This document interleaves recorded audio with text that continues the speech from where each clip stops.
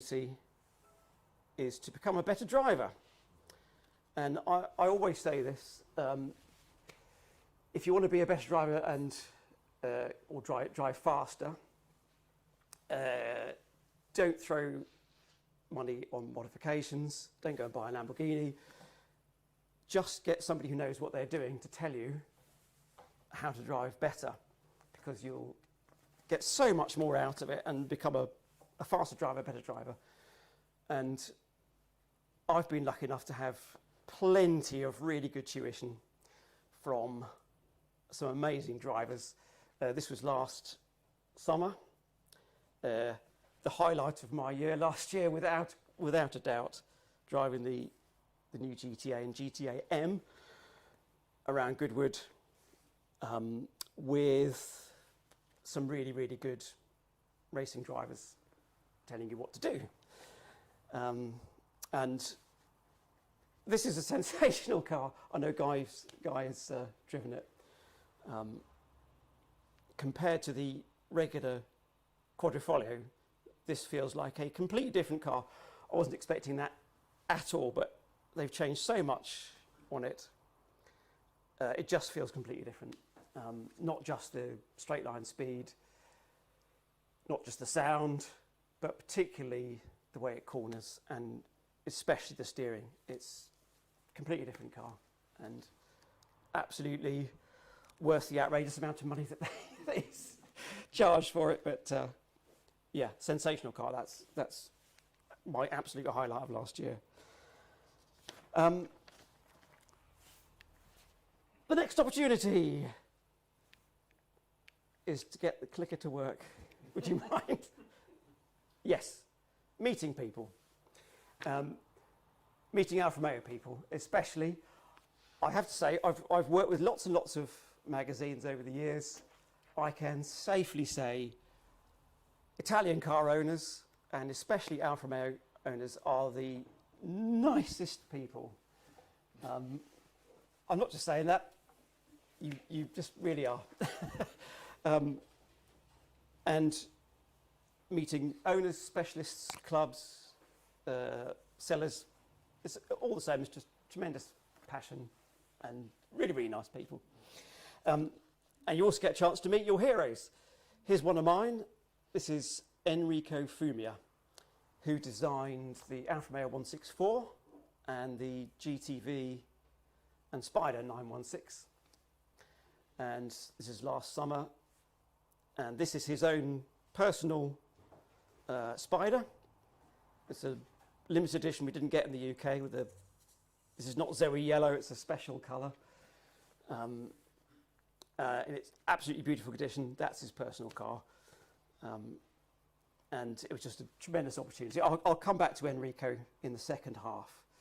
But this is meeting him on a rally I did last year, which is called the 12, no, it's called the 12 in 12. So this slide is just to say that everybody on the magazine owns their own classics. Classics we like to use. Almost everybody's got an Alfa Romeo, as it happens. I think there's only 2 contributors who don't have an Alfa Romeo, but they're just holding fire till they find the next one, I think. So this is my SZ, and as Adrian knows, ever since I bought it, I said, I'm going to drive it to Italy one day. And last year was the opportunity. After COVID restrictions relaxed enough, I said, right, I'm driving it to Italy, to this rally, which was absolutely amazing. It's called the 12 in 12, which was set up because it was 12 passes in 12 hours. And the person who set the fastest time won the rally. But then the organiser realised that they were running out of passes, so he's extended it to 21 passes in 12 hours. It's absolutely mental. It's about 300 miles of driving, and it's always like that, and twisty, and some, the highest road in Europe we passed on here. And I'm pleased to say that 2 British people in Alfa Romeos finished in the top 2 slots. Yes. And I think 2 Alfa Romeo Owners Club members. I didn't come first, I came second. So when it came first, it's got an article in the issue that comes out in 2 or 3 weeks' time. Ah, good. Black Spider owner. John Court. John Court, yes, that's right. Yes, and the secret of doing well at a rally, I found, is not being a good driver, but having a good navigator. And this chap here is an Italian. I was going to do it solo, and I thought I didn't have a co-driver. And on the morning of the event, just before the start line, I was sitting at breakfast, and the organiser said, "There's a chap in the car park looking to be a co-driver. Would you be happy to have him?" I said, "Yeah, fine." And it turns out that he's an ex-professional navigator who knows all the local roads. And we set off, and he was just brilliant.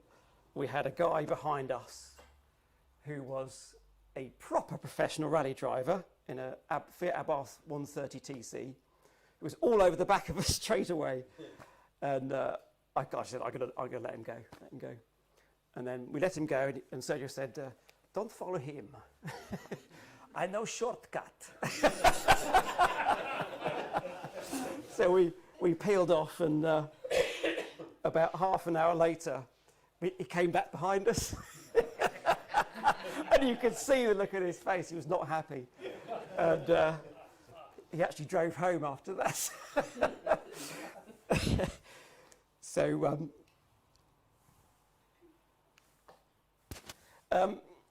So a little sneak preview of what's coming in Auto Italia magazine in the next issue.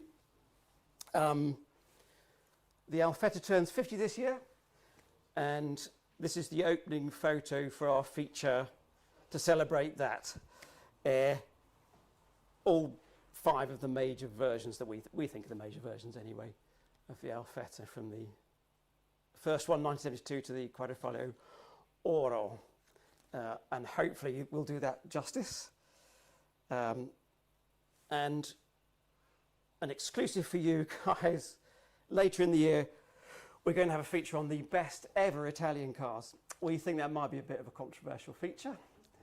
But I can exclusively reveal to you that in our top 10, and our provisional list of top 10 are 4 Alfa Romeos. And something for you to think about in the interval, which is coming up in a minute, is which would be your Alfa Romeos in the top 10. One caveat on that is that to make it so it's not all exotic cars, we're capping the price, the value limit, at 1 million. So that's going to knock out a few of your favourite Alfa Romeos, probably. But have a think. What would be in your top 10 of Alfa Romeos? So I don't know how we're doing for time, but that's the first half. That's the slides of the first half. In the second half, I'm going to switch tack a bit and look at some of the inside lines we've got on Alfa Romeo, hopefully.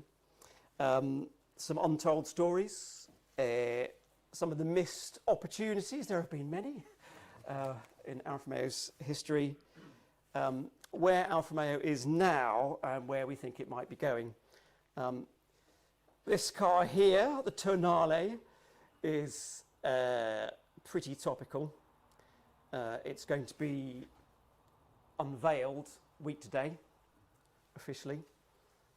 I spent this afternoon on a virtual press conference, so I've seen the Tonale in the flesh now, or on screen.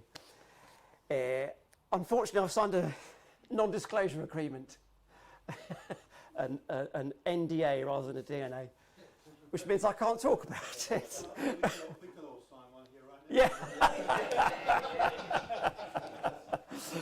But people watching the live stream. yeah.